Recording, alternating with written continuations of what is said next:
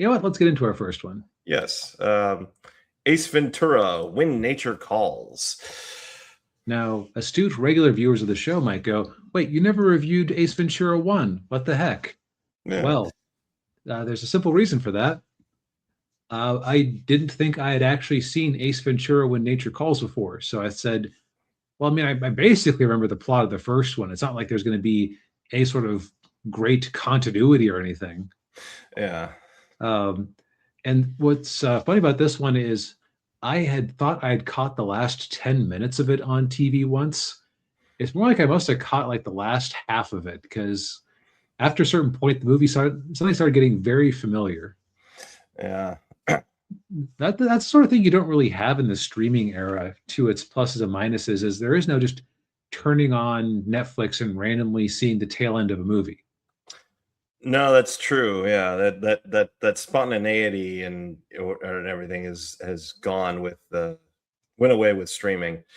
Um, but yeah, I remember watching this movie a lot when I was a kid, and well, the both Ace Ventura movies.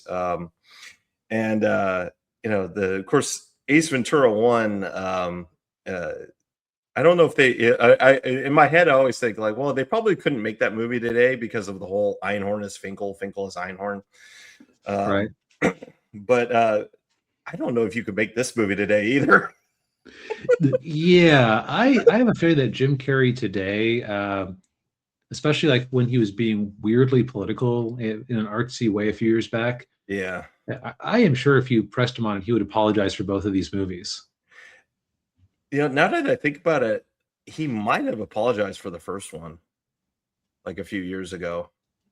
If I remember, I may be misremembering, but yeah, he might have already done that. It wouldn't be surprising if he did. Yeah. So, basic premise of the series, for those who may not be aware of it, his name is Ace Ventura. He is basically a live action cartoon character. Mm-hmm. Yeah, and they actually did a cartoon show. Yeah, which I recall being somewhat decent. Yeah. Don't really recall a lot of the episodes, but that's not necessarily a sign of it not being at least tolerable. Yeah. But yeah, he is a detective who specifically solves crimes involving animals. He has a little capuchin monkey. What was his name? Spike. Spike. Yeah. Okay. Who is a sidekick, and it's basically Jim Carrey at his cultural high point, basically having no censorship on his creative id. Yeah. So basically, it's like people think that Ryan Reynolds is Deadpool is too much of a chatterbox and smart aleck, but man, yeah, I think your enjoyment of this movie is going to be entirely based on what percentage of Ace's jokes hit. Yeah. It's very true. Yeah, and the first movie, the basic plot of the movie was that the Miami Dolphins mascot gets kidnapped, and right before the Super Bowl, and so he's got to find the dolphin.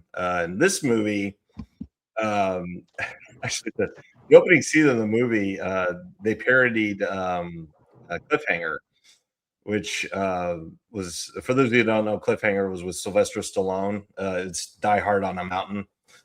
But the opening scene of that movie is he's rescuing this woman, and then things go wrong, and she falls, and they parodied that whole scene in this movie, but it's with a raccoon.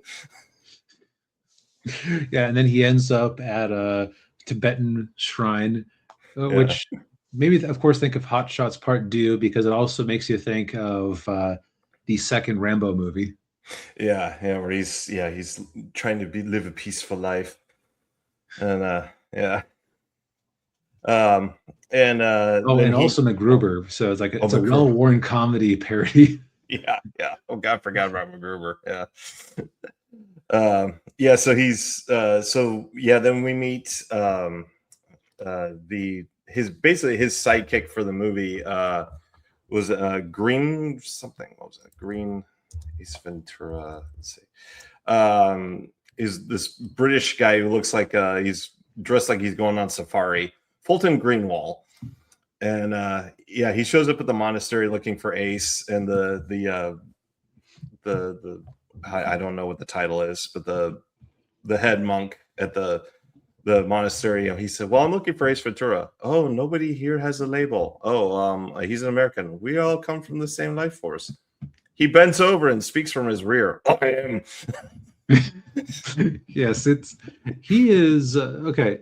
So I think that I didn't find too much of Ace's comedy hijinks terribly funny in this one. But Yeah. part of that is that I think it is squarely aimed at a late kid to young teen mindset. Yeah.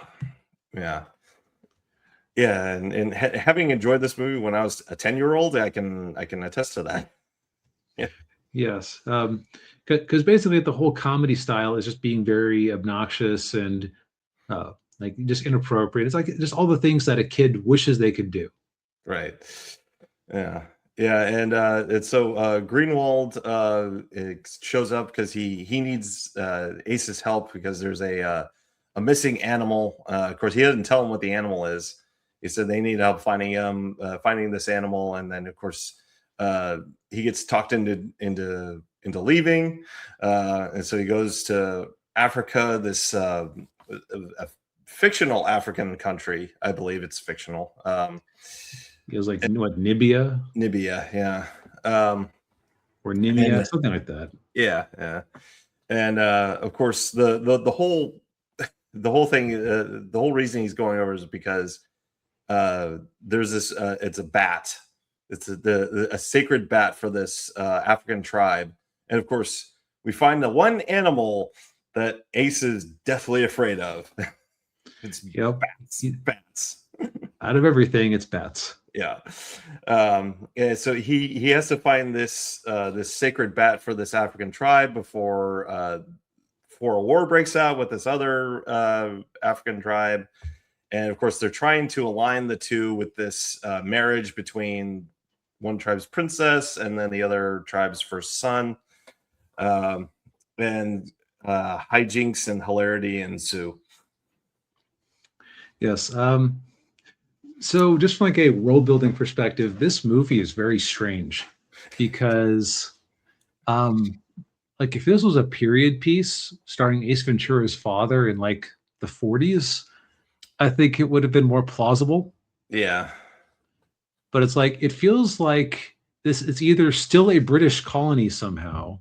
Yeah. Or it feels like it's a Rhodesia type situation, Rhodesia or South Africa type situation where you have a minority remnant still lording over the country, or it's like a De Beers Diamond situation where you have some European company that's basically rulers of the area. Yeah. It is a little odd. Yeah. I have no idea where they got the idea for that. And just Yes. And furthermore, like there's no sign that like these African tribes are just living entirely in what at least the movie thinks is the traditional way they would. Yeah. What's also interesting about it is that it's basically if tribe A doesn't return the bat to tribe B will show up and slaughter them all. And it's like, is this just like your country doesn't have a military that can try to break this up? Yeah. Your only solution is to find this elusive bat. You can't like try to stop this. There's the tribe B is so illogical and irrational that they'll just commit genocide because of a missing bat.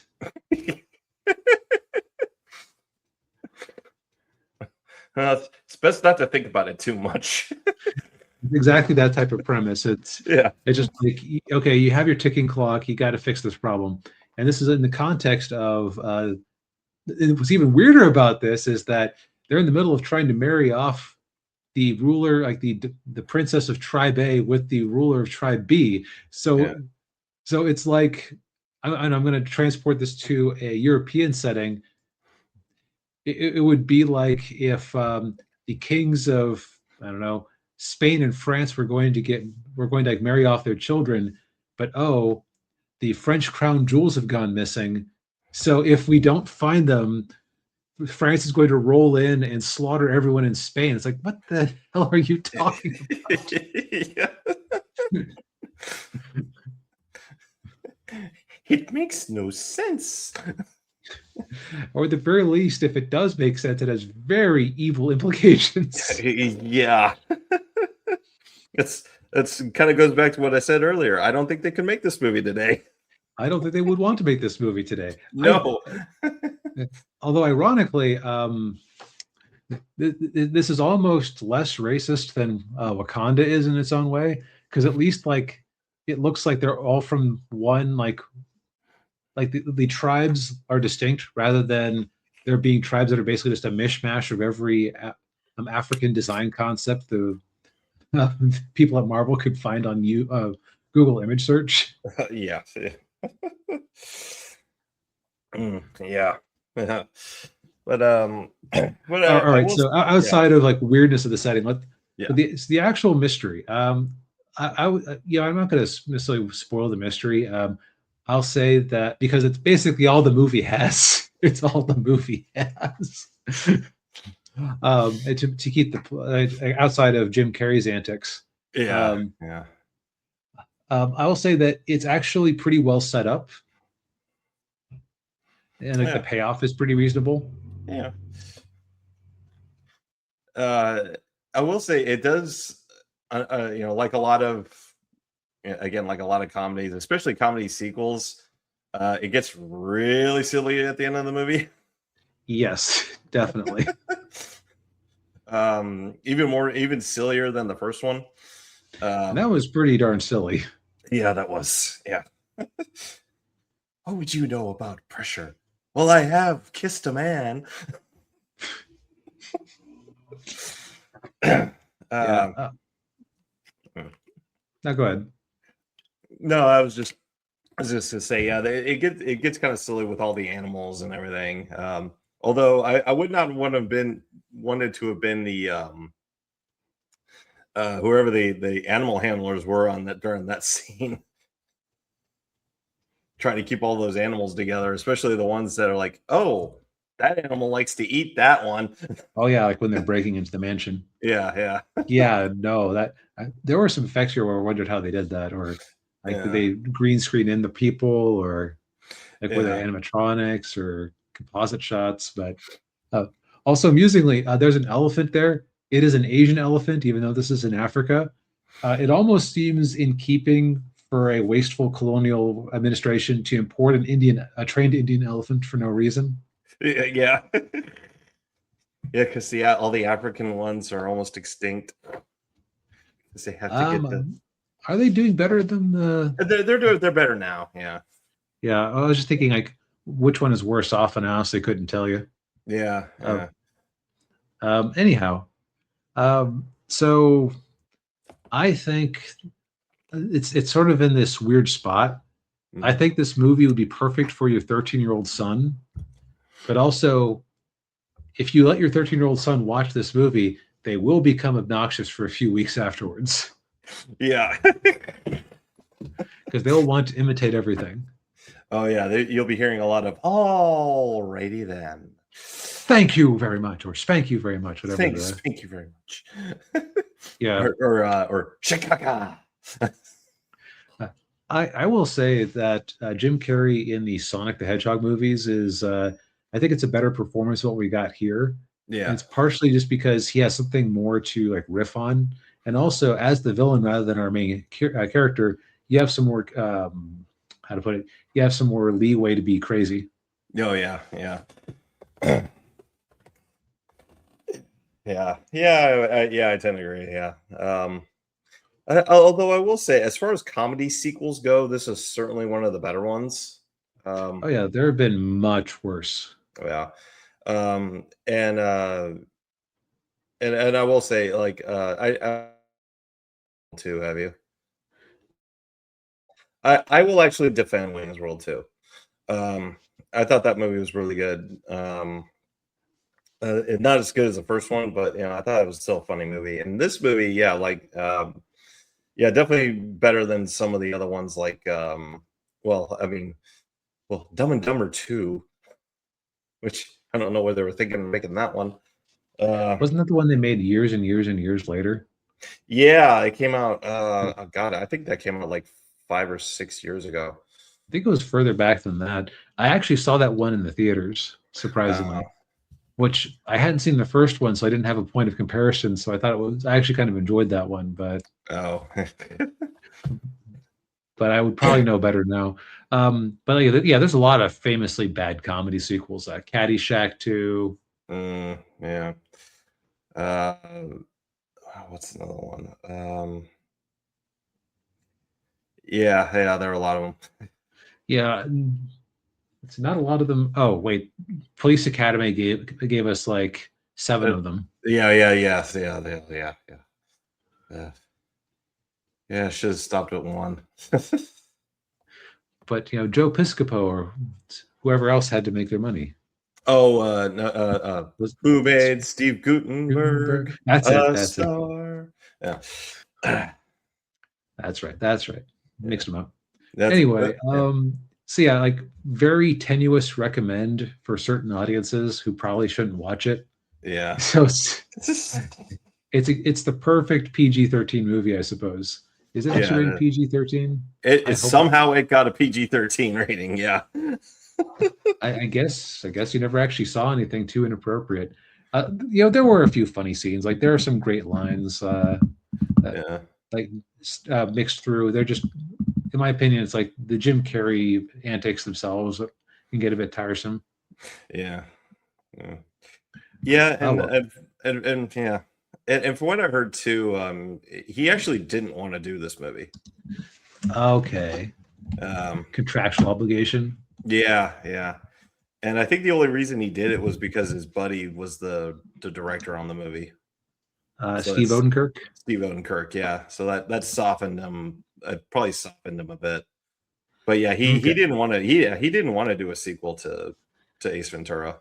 Yeah, didn't this one kind of hurt his career for a bit because he was like Uh, trying to transition to more serious stuff, and I think it did a little bit, because this movie came out like right around the time. I mean, he was really. I think it was just kind of a slight black eye on an otherwise like Mhm.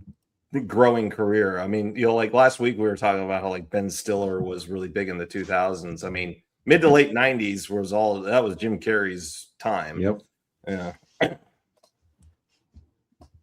But yeah, no, he was trying to transition to more serious stuff. Like The Truman Show was one of those movies. Right, or Eternal Sunshine of the Spotless Yeah, Mind. right.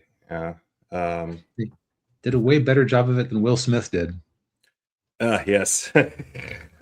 We'll talk about him soon enough. Yes, we will. Uh, yeah, but yeah, this movie it's actually this movie and the first one are on Netflix until the end of the month. Yep, leaving soon. So you have a limited window of opportunity. Yes.